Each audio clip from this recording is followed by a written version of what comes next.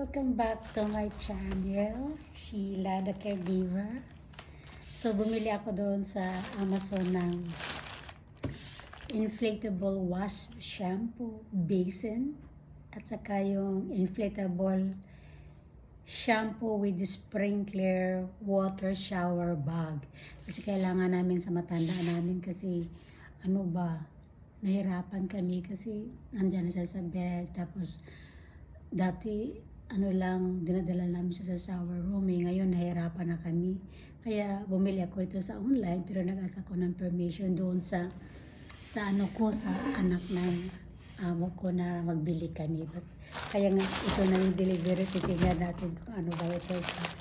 So titignan ko ngayon. Ano ba ito?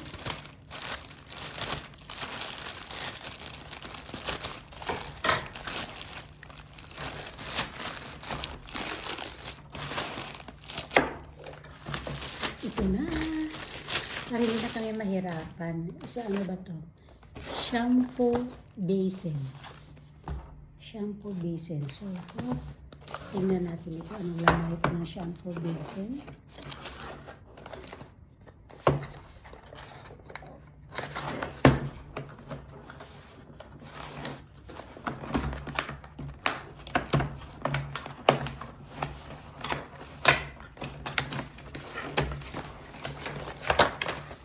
Oh, ito ang laman niya. May comb, may hose. Para saan kaya ito? Baka sa buhok ito. Pang ano. At saka may clip pa. Oh. That's good. May clip here, may comb, may hose, at saka para saan kaya ito? Baka sa comb to, sa buhok siguro ito. Anyway, ito na yung ito na yung shampoo basin. At saka ito, parang ito yung may sprinkler ba na gano'n ka sa ulo. So, tingnan natin ito. We're gonna open this one. Yeah. So, dito, maganda pala ito. Nakalagay kasi dito. Ano ba ito? Ito na. Ang ganda niya, no?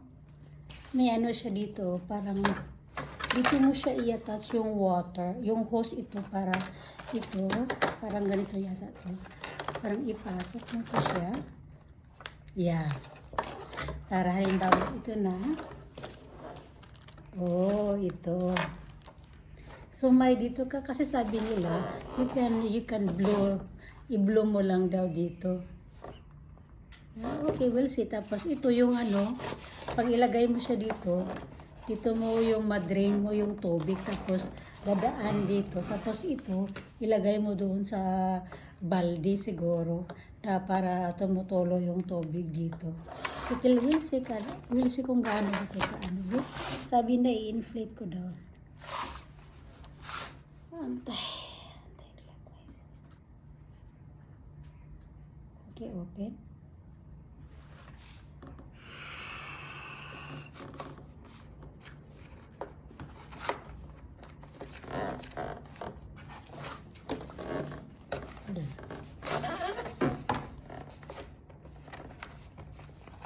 Ilak muna natin ito baka.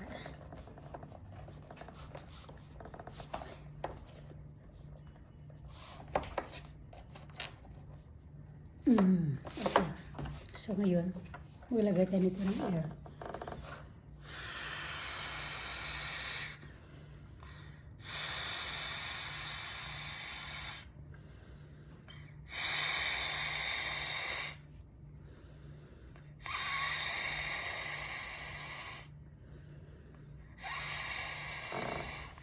Kasi pwede mo daw ito i-blow, pwede ka na magamit ng pero sabi nila pwede mo daw magagamit ko ito ng kahit ka ng air mo lang sa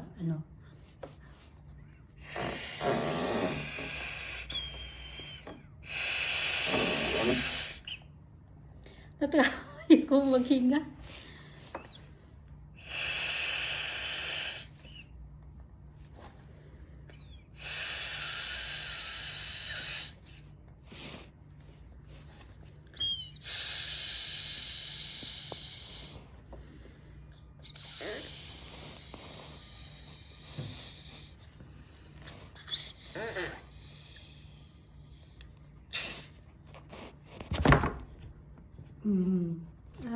Okay. So, ganito na yung hitsura niya. So ito yung hitsura. Para dito yan, sa buhok mo. Ganito ba? Ganito. Sugas-sugas ka. Tapos ito yung, kung pwede ka ikaw mismo mag-blow ng air or pwede ba may ano, yung sa balloon. Pwede mo rin. So, para mag-ano siya, para hindi, so ito you can open this one pala, oh. Tapos, para yung lahat ng tubig hindi mag-stay dito. So, tapos ito yung hose niya. Tapos ito yung hose. I-insert mo to siya.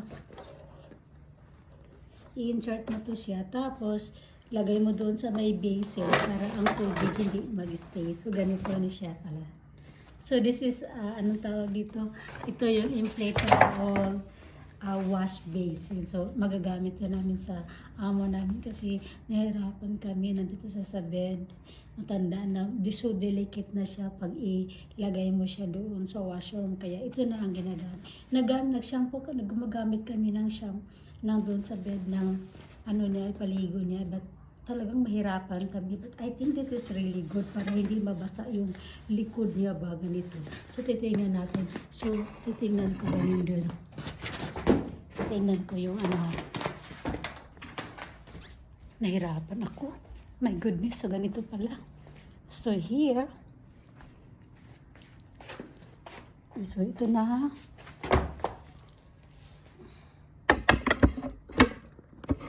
So ito. So ganito. So let's see. Oh, this is really good. Very strong pala siya, oh. Very strong. So mag-shampoo ka dito. So, talagang safe siya. Hindi siya mababasa yung likod. Kasi yung amo ko, yung paligo kami, mabasa yung likod niya. Nagre-reklamo siya. Basa daw yung likod niya. Kaya, I think this one is really good. Yeah. That is good, though. Thank you. Happy ako. Kasi parang maano ng matanda ko ba, parang maano siya ba, para hindi na siya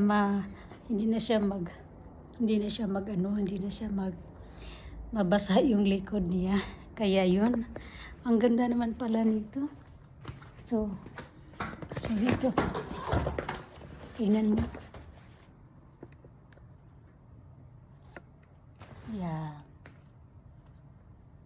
Yan. Okay, salamat sa pag-watch.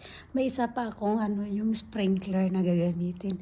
Okay, thank you for watching. Bye-bye.